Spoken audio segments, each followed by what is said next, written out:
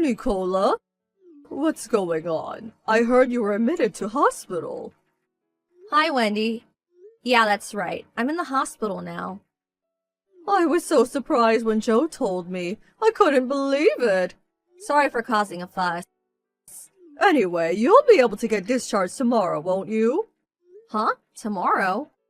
Oh no, you didn't forget, did you? We have guests due to come tomorrow morning, so I need you to be here first thing to make the necessary preparations to entertain them. I told you this, didn't I, Nicola? Ah, yes, and before that, you'll need to vacuum the living room where everyone will be gathering, plus the entrance, hallway, and kitchen. I'm sorry, but I don't think I'm going to be able to make it tomorrow. Good grief. So let me get this straight. Not only did you get admitted to hospital all of a sudden and without telling me, but now you're refusing to carry out your duties as my son's wife? Why did my son have to choose such a sickly woman for a wife? I ask myself that question every day. Sickly? No, I'm not. The reason I'm in the hospital is... Be quiet. If you got admitted to hospital and you're not injured, that must mean you have some kind of disease. If you have a disease, that means you're sickly. Chances are slim you'll ever produce an heir for our family at this rate. No, listen to me. Do not answer me back, young lady. I asked Joe. He told me you've been refusing to do housework lately because you feel sick and have been palming it all off on him. Do you take joy in forcing my son to do a woman's job? I never forced him. I regularly see my poor son wheeling a shopping cart around the supermarket on his way back from work. To think you'd force a grown man in a suit to go grocery shopping. His pride as a man must be at rock bottom. How could you do this to him? Oh yes, and I couldn't help but notice lately. You've started getting fat, haven't you? Just more proof you've been lazing around the house stuffing your face while you force the housework onto my poor son. My poor Joe. He doesn't deserve this. Please, listen to me, Wendy. You and my son will be getting a divorce. Huh? When you get discharged from the hospital, I'll be moving the discussion forward. Your days are numbered. Wow, what the hell? Where did this come from all of a sudden? There's no way a sickly excuse of a woman like you could produce healthy children. There's nothing else for it. I'll have to have him get rid of you and find someone healthier. That boy will have to learn how to choose a good woman. Wow. I have nothing else to say to you. After the divorce, you won't be welcome anywhere near mine or Joe's house ever again. Make the necessary preparations for getting out of our lives forever. Hey, Nicola. Today was the day you got discharged from the hospital, right? I just came to your room, but you were gone already. I wonder if we missed each other as you were leaving. Joe, I'm sorry. I had my dad come and pick me up. Huh? Your dad? Why? I'm at my folks' place now. Huh? How come? That's the first I've heard of you going to your folks' place when you got discharged. I thought you'd be coming with me. What's going on? Did something happen? Yes. By any chance, was it something involving my mom again? Please, tell me what she did. I'm worried about you, babe. I got a message from your mom on the first day I came to the hospital. She said your family had no need for a wife as sickly as me, and that she was going to have you divorce me. Huh? Sickly? Surely your hospital stay couldn't be helped. I did try to explain that to her, but it seems she interpreted the fact my belly grew due to the pregnancy as me lazing around the house doing nothing while forcing you to do the housework. She rattled on and on. It was one unreasonable request or malicious insult after the other. She was really bad this time.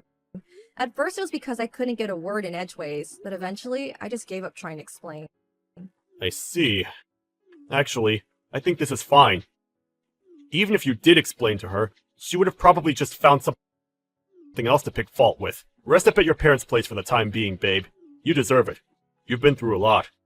Anyone can see my mom is obviously a huge source of stress for you. I think both of our minds will be more at ease if you're with your mom and dad. Sorry I didn't tell you I was coming here beforehand. I did actually plan on coming back to the house until this morning. But when my dad suddenly suggested I go back to their place instead, I changed my mind. When I thought about the possibility of your mom figuring out where I was going, because she's so overprotected of you, She goes to great lengths to be aware of every minute detail of your life. I thought it'd be best just to tell you afterwards instead. Ah, that makes sense. You did the right thing, babe. Actually, she's been staying over ever since you got admitted to hospital. My mom, that is. Really? Given how things are right now, I think you two crossing paths would be terrible and should be avoided at all costs. My mom did say she'd take care of all the housework for me until you've recovered from your illness and got out of hospital. But I've been worried this whole time she'd go causing trouble behind my back. And lo and behold, she did. That woman's impossible. She can't keep getting away with this. Your dad made the right judgment. I see. I'm glad you understand, Joe. Thanks. Let's not correct my mom's misunderstanding that you got fat for the time being. Rest up, take your mind off everything, and leave the Wicked Witch to me. Thanks a lot, Joe. It means a lot. Nicola, I heard the news. And a boy at that. Nice work. But good grief, I've never met a woman as dishonest as you. Why do you have to be so standoffish with me? I had no idea you were pregnant. You haven't come to see us even once since you got out of the hospital. I want to see my grandson. I did suggest to Joe that he divorce you for your repellent behavior, but he's adamant that won't be happening. That boy is so stubborn. Now he's sulking and won't speak to me, so I can't even ask him about my precious grandson. Thinking about it now, I'm guessing you must have gone back to your folks' home and had a home birth. If you had any sense about you, you wouldn't have troubled your parents and given birth in my house instead. Oh well, I suppose you did produce a male heir, so I shouldn't be too hard on you. I'll tell you what, just this once, I'm willing to overlook it. Anyway, when will you be coming back? I want to see my darling grandson. It's almost been a month now and I still haven't seen him. We have to show off our heir to the relatives and neighbors, you know. So please get back here as quickly as you can. Hi, Wendy. It's been a while. I have no intention of coming back. Huh? What are you talking about? Of course you do. You're my son's wife and a part of this family. How long do you think you're going to get away with boarding at your parents' place? You have duties to this family, so get back here and carry them out. Even putting it kindly, you're a sickly, no-good excuse of a wife with more shortcomings than I can count on both hands. It would be one thing if you at least accepted that and worked hard to serve family by way of making up for your defects, but no, you're stubborn and disobedient to boot. I'm a sickly, no-good excuse for a wife, huh? This was the first time I've had to go to the hospital in my whole life, and the doctors actually told me I'm very healthy. They did? In that case, why would you have to be carried off to the hospital in such a dramatic fashion? It sounded like you caused quite the fuss. I'm sorry to break this to you, but that only tends to happen to sickly people, my dear. Because the morning sickness was horrendous. Huh? Morning sickness? I could barely stand for a few minutes without getting out of breath, so my doctor recommended I admit myself to the hospital to be on the safe side. You were on the maternity ward the whole time? That's right. Why didn't you tell me? I'm your mother-in-law. I didn't feel like it anymore. What? I did intend to start keeping you in the loop once I entered my 12th week. But then when the morning sickness got bad and I admitted myself to the hospital way earlier than planned, I thought it'd be better to let you know then. I spoke to Joe about telling you too. Then, literally just as I was about to send you the message announcing the pregnancy, I got a torrent of hateful, abusive messages calling me every name under the sun. I see. When I tried to explain the real reason I was in the hospital, you interrupted me every time, telling me to be quiet, or ordering me to stop answering back like I was some mischievous child. You went on and on and on, complaining at me endlessly. You made me feel so small at a time when I already felt bad enough due to my condition. It dawned on me that with things like this, if on the off chance I gave birth to a daughter, you'd probably lose your mind, and I actually felt scared for my own and my child's safety, which is why I sought safe haven at my parents' place and decided to keep quiet about everything until after the birth. I see. Anyway, never mind all that. It's in the past now. The most important thing here is that you produced us a male heir. Everything turned out all right in the end. All's well that ends well, right? Let's just let bygones be bygones, okay? What? So when will you be coming back here? I want to see the little heir's face. You think I'm just gonna forget about everything that easily? Bye. Wait, what? Nicola? Mom, it's Joe. Oh, Joe. I just had some awful messages from Nicola. Awful, huh? I saw the whole conversation. I sat next to her. What? You're together now? Yes, we're together now. Or rather, I moved into her place. What?